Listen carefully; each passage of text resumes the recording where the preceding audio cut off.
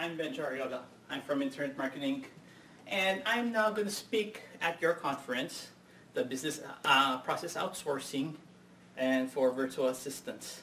Obviously, I'm not there, and now what you have right in front of you is a virtual speaker. Now, let's go into my office and talk about this further. You know, there are tons of companies these days that rely on business process outsourcing. They rely on our virtual assistants that are there in the Philippines. What do we actually need to learn? How do we actually get started? Many of you from your industry may not be doing the same thing. Some of you may be coming from the IT space. Some of you may be coming from as a writer, a journalist, a reporter that loves writing, and somehow you landed into the SEO space. Some of you are into marketing alone, and because you're into marketing, SEO just makes sense. Or some of you might just be in a career that was somewhat in demand, but it's very competitive and is having some difficult time to get in that career. I seem to be far away. I'm way back here in the US. Let's try and see if I could fly over there and go outside my window. How did I get started in SEO? Oh, flying around the place. Filipino po ako, lumaki po ako sa Novaliches, nagtatagalog po ako. But I'm going to refrain from speaking in Tagalog just to make the video international friendly. I grew up in Novaliches. I went to high school at Sacred Heart Academy of Novaliches, and I went to college at De La Salle University. And then I continued to take on my master's degree in chemistry. My very first job was a chemist, and I worked for SGS. And then I moved on to La Salle. I started running my own business. It was Click Me Computers and Action Online, and then YDS Web Solution. I started teaching again.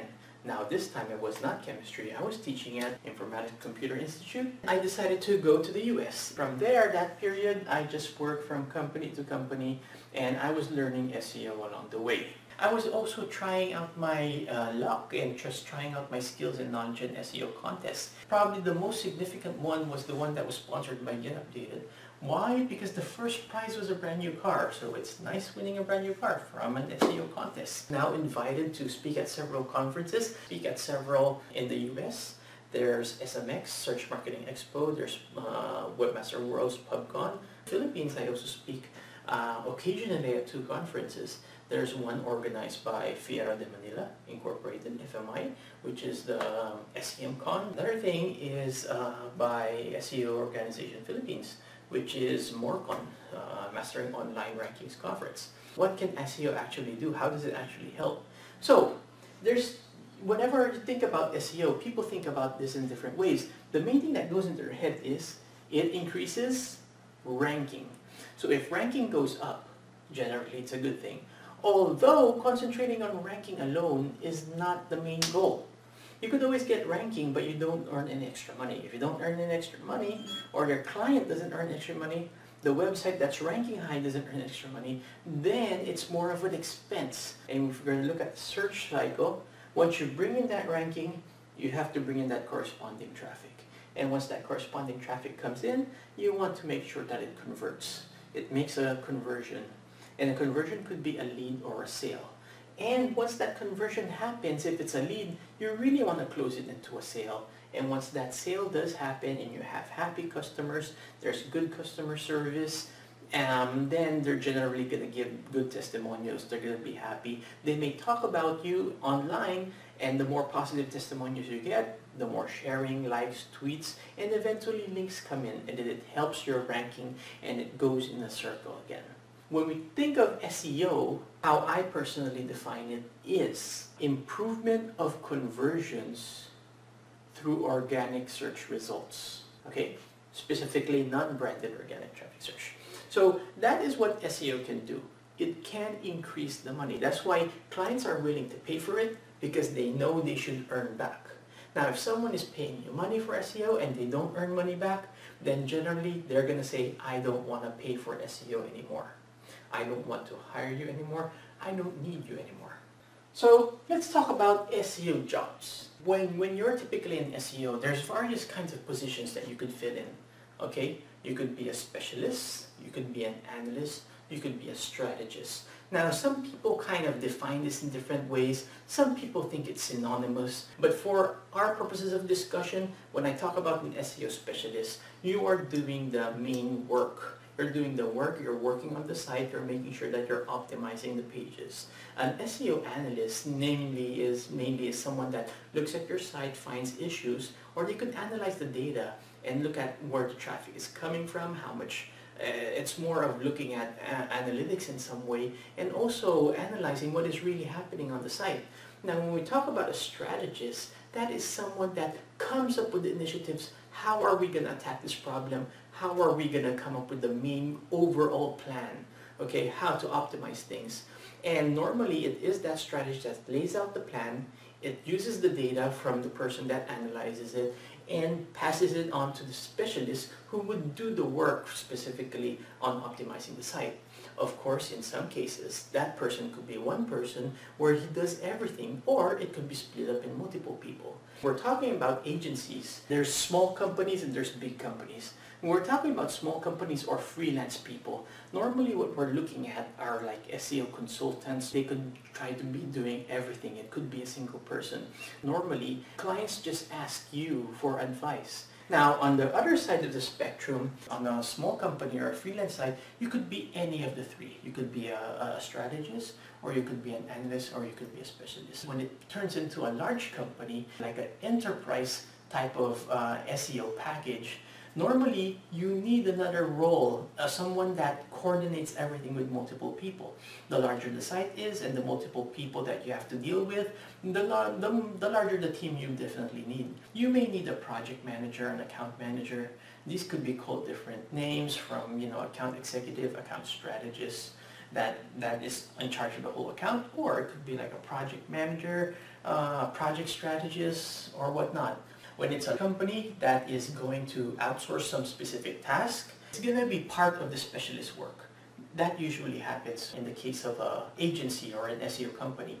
They're going to outsource specialist work. When we're talking about a non-SEO company, normally they're not really outsourcing specialized tasks.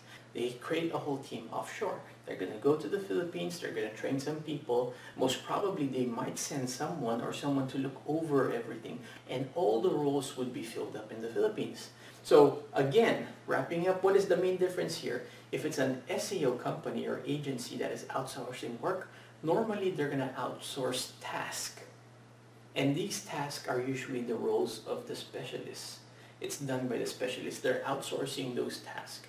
Now, when it is a non-SEO company, normally what they do is they set up the whole business unit in the Philippines. They don't necessarily outsource tasks. When we're talking about outsourced tasks, what kind of tasks are these? Typical ones that would be outsourced is the content creation. In content creation, this could be writing, it could be creating an infographic, or maybe it could be creating a video.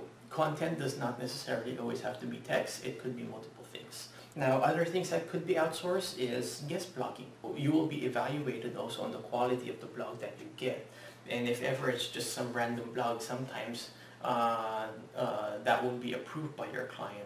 Your clients will actually check if the blog has an actual audience, if it's really good quality, and if it is, then they're gonna approve it, and then you're gonna write a whole article for that for a guest blog.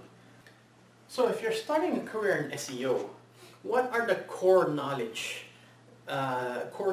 bases that you really need to know? Now, I generally classify this into three. Okay, one is the technical side, and that is mainly you should know code and server settings. In SEO, you have to make sure that your pages are readable, your pages are crawlable by search engines. When I talk about server settings, that normally deals with like URL rewrites, 301 redirects, configuration of 404 pages or missing pages, and issues with .NET and ASP servers if ever you're on that type of server. It could be the installation of different CMSs or the settings and configuration of these. And when it comes to the coding side, there's front end and back end. So there's some knowledge in server-side programming languages. There's PHP, ASP, JSP, Perl, Python, and whatnot, Ruby and Rails. Now on the front end, of course, there's JavaScript, there's CSS, there's HTML.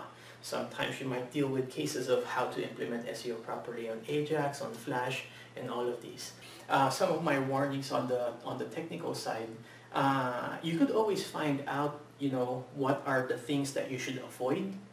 But beware, if you are talking to the client's web developer, they often would try to slam you down if you don't have the solutions. So it's not only finding the issues that you want to point out, you want to find how to fix it, and you should know how to fix it. Okay? Now, just knowledge of this and how to do it may not be sufficient, but also knowledge of what is SEO friendly and what is not. The content writing side, normally these skills are the skills that a journalist would have, a writer, a reporter would have, a creative writer. If someone is a writer by heart, then that's good. Now, if you're a writer, what would you be writing content for? Sometimes it's not always an article.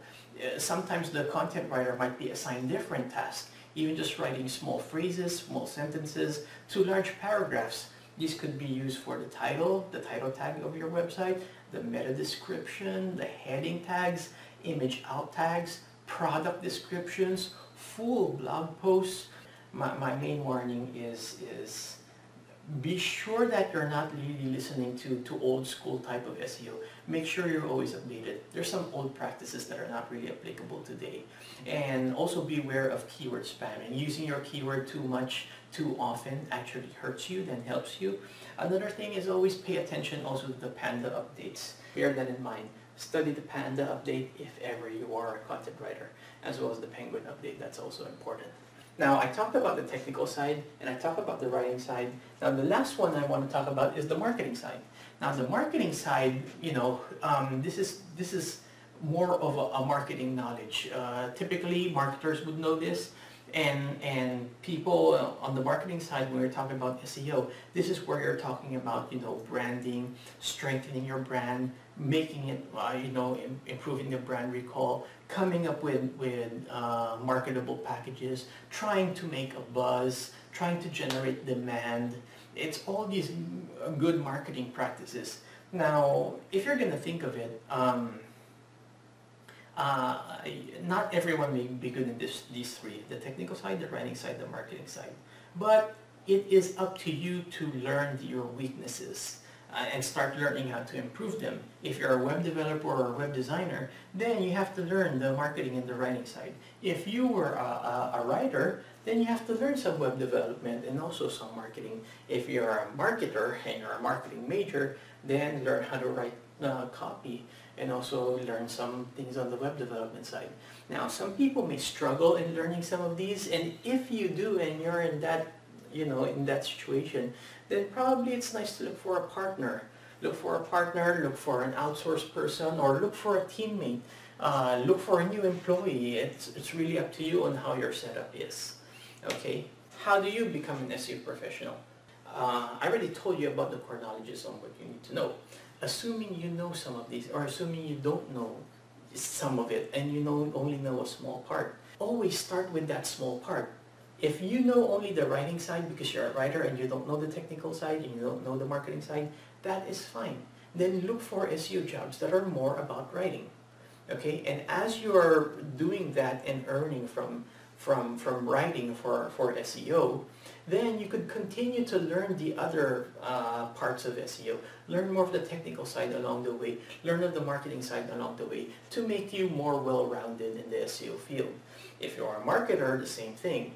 Maybe you could come up with some good marketing for a specific product or service that would really create a buzz. It's really sharing your marketing talent, and then along the way you're learning more of the writing and the technical side. If you're a web designer and developer, which is my case, how I started out, I started as a web designer and developer. I just made websites SEO friendly from a code perspective, and along the way I started to learn the marketing side and I started learning the writing side. Another good way to also learn, it's always nice to put up your own website. Continue to practice what you preach, experiment and test, and see if you're gaining the right results. Now, another good question, aside from gaining that experience from actual jobs and experimenting on your own sites, is certification actually important? I know several good businessmen that earn a lot from their business, And there's probably an equal amount of number that some actually have some formal training. They're a graduate of a business course and they know how to run a business well and they make a lot of money.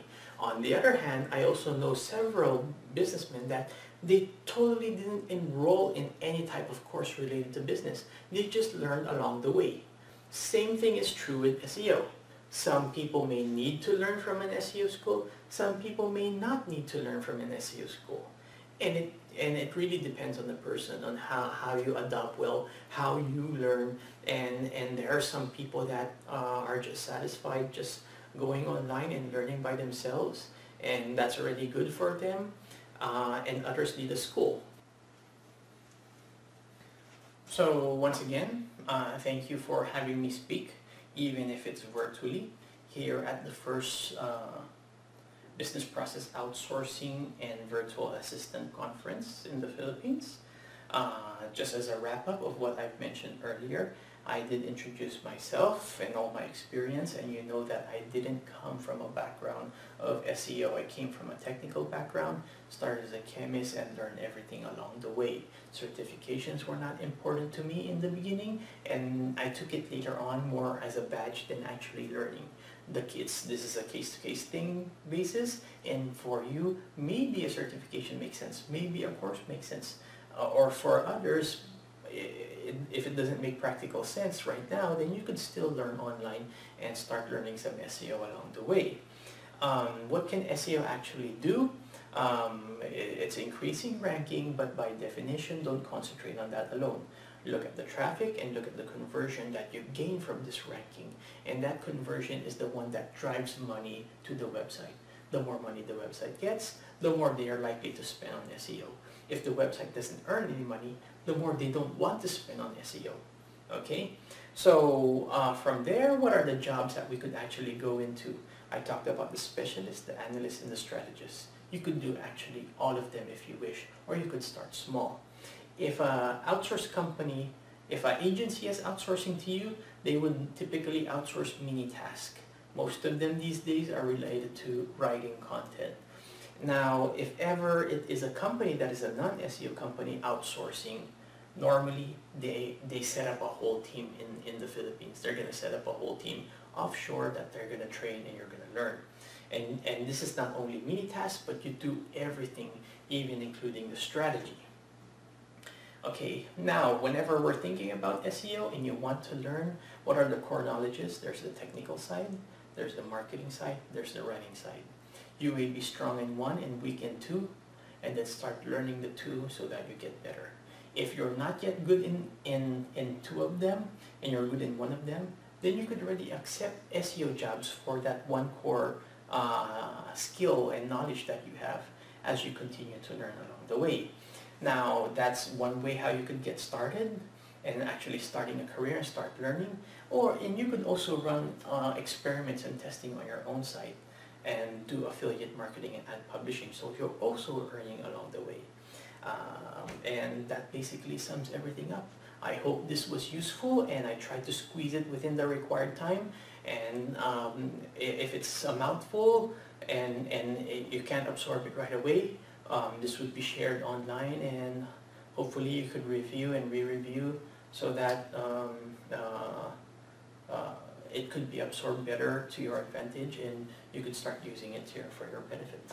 And hopefully we all see each other one day when you become one of the great SEOs and we just meet each other at one of these events. Thank you very much. Bye.